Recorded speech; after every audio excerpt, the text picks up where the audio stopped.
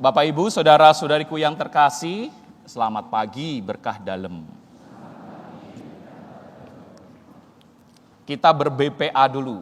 BPA, bagaimana perasaan Anda? Hari ini, apakah Anda sudah bersuka cita? Kalau sudah, puji Tuhan, haleluya. Berarti kita matching dengan aura hari Minggu Advent yang ketiga ini. Tapi kalau misalnya belum Romo, pertanyaannya kenapa? Kalau saya sendiri, pagi hari ini saya sukacita saya. Pertanyaannya adalah mengapa kok Romo bersukacita pada hari ini? Sukacita pertama adalah karena saya pakai warna pink.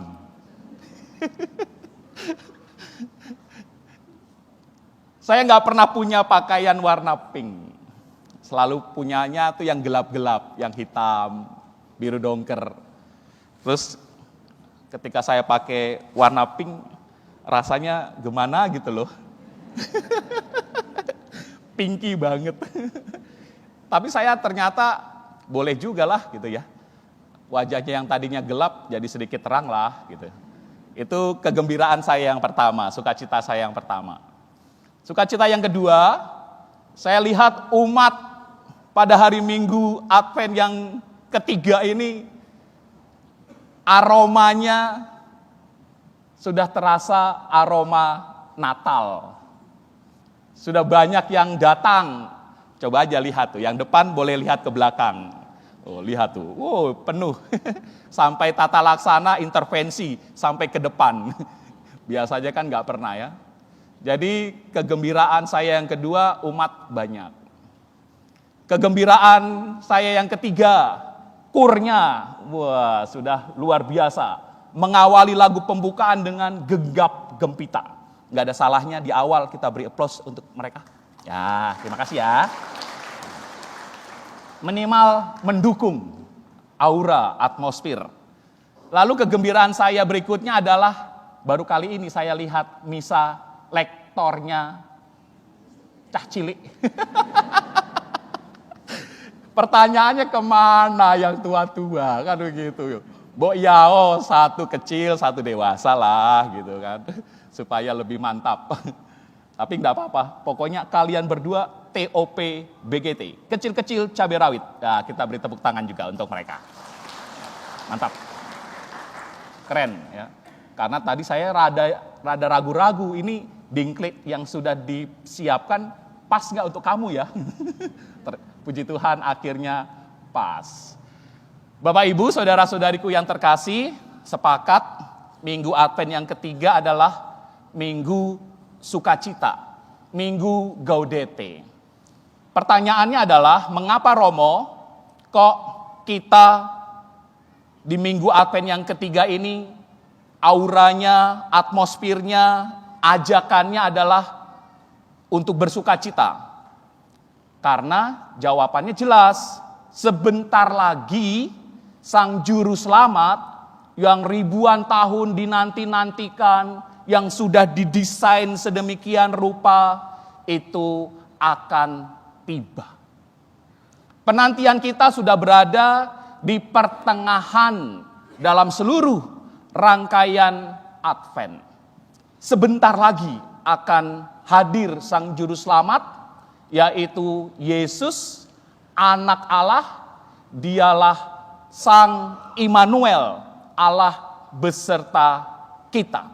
Sehingga dalam hidup kita tidak seorang diri, ada Allah yang menyertai dalam hidup saya dan Anda dalam pribadi yang bernama Yesus. Yesus artinya sudah jelas ya, Allah yang menyelamatkan. Mantap sudah, bergembiralah, bersorak-sorailah, seperti yang disampaikan dalam bacaan yang pertama dan dalam bacaan yang kedua.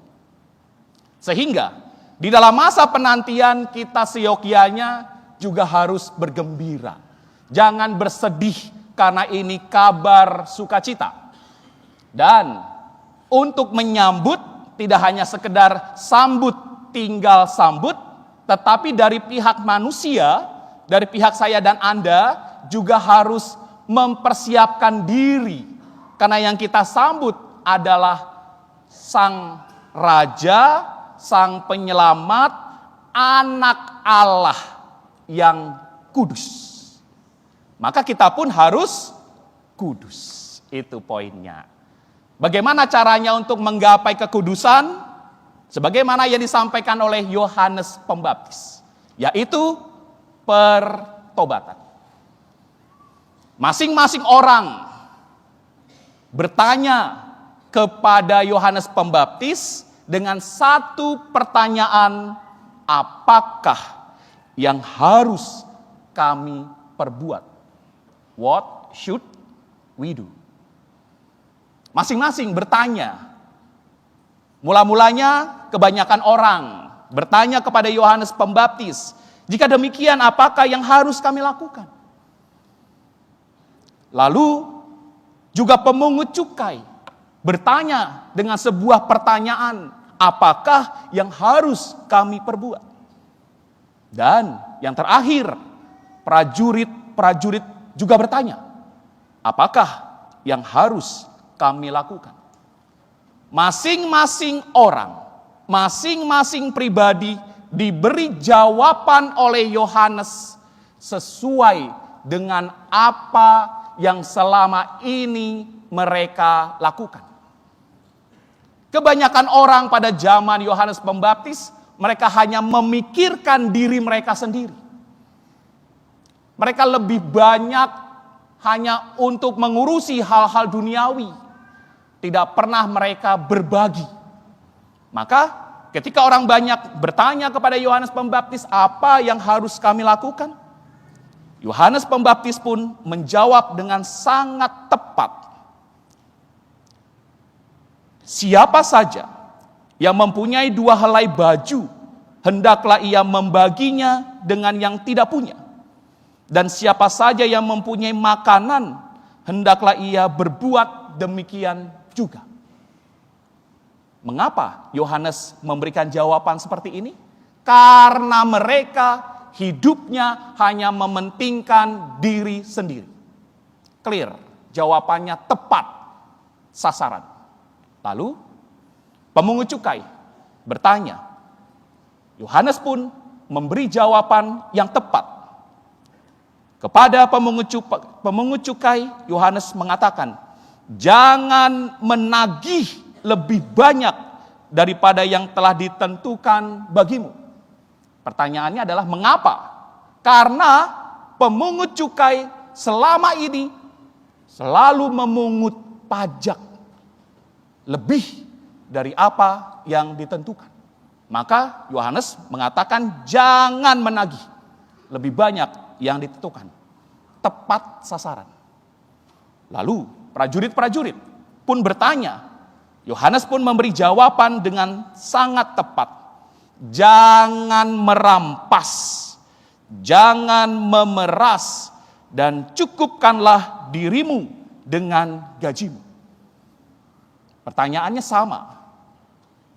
Mengapa Yohanes memberi jawaban seperti itu? Ya karena prajurit-prajurit dengan kekuasaannya, dengan otoritasnya, selalu memeras orang-orang kecil. Dan bahkan mereka selalu menjalani sebuah yang namanya korupsi. Mereka tidak cukup dengan gaji mereka. Makanya Yohanes mengatakan, jangan memeras, jangan merampas, cukupkanlah dirimu dengan gajimu. Sekarang bahan renungannya untuk kami apa, Romo? Masing-masing kita bersikap dan menjadi Yohanes Pembaptis bagi sesama. Kita mulai dari keluarga. Suami, Anda akan menjadi Yohanes Pembaptis bagi istri. Sepulang dari misa Advent yang ketiga ini, terserah pas siang nanti, malam, atau menjelang tidur, istri bertanya kepada suami, "Pah, apa yang harus aku perbuat?" Suami dengan jujur, dengan keterbukaan katakan sebagaimana yang Yohanes katakan, harus tepat sasaran. Jangan hanya asal istri senang. To the point, omong dari hati ke hati. Dengan demikian suami bersikap sebagai Yohanes Pembaptis. Setelah itu gantian, istri jadi Yohanes Pembaptis. Suami bertanyalah, "Mah, apa yang harus aku perbuat?" Istri pun juga harus berani berkata-kata seperti Yohanes Pembaptis. Jangan takut, nanti kalau aku terbuka, nanti aku nggak dikasih uang belanja. To the point, sampaikan, "Pah, sebaiknya papa bla bla bla bla." Apa yang disampaikan oleh pasangan Anda, ingat betul, resapkan dalam hati dan persembahkan dalam ruang pengakuan dosa. Sepekan ini di paroki manapun dibuka sakramen pengampunan dosa. Bawa nasihat Yohanes Pembaptis di rumah Anda itu tembus sampai di ruang pengakuan. Dan anak-anak, Anda pun juga harus bertanya kepada papa mamahmu. "Pah, mah, apa yang harus aku perbuat?" Ketika papa mamahmu memberikan nasihat, ingat betul, resapkan dalam hatimu dan juga kamu bawa ke dalam ruang pengakuan pada saatnya nanti.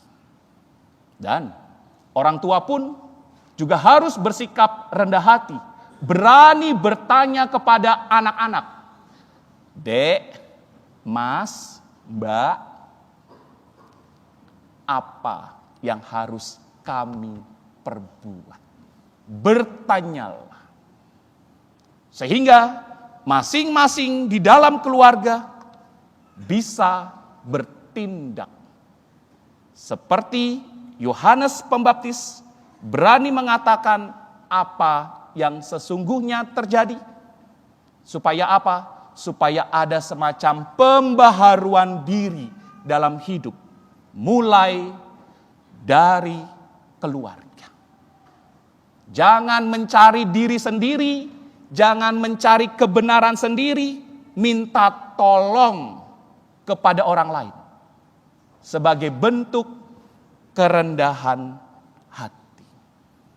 Banyak orang, pemungut cukai dan prajurit-prajurit dengan rendah hati berani bertanya, "What should we do?" Kalau Anda tidak berani untuk bertanya kepada pasangan Anda, berarti Anda masih dikuasai kesombongan diri. Belajarlah rendah hati. Belajarlah untuk bertanya dan lakukan ini semua dalam sebuah sukacita untuk kita sama-sama menyongsong Sang Juru Selamat. Dialah Yesus, Sang Immanuel, Allah beserta kita. Kemuliaan kepada Bapa dan Putra dan Roh Kudus.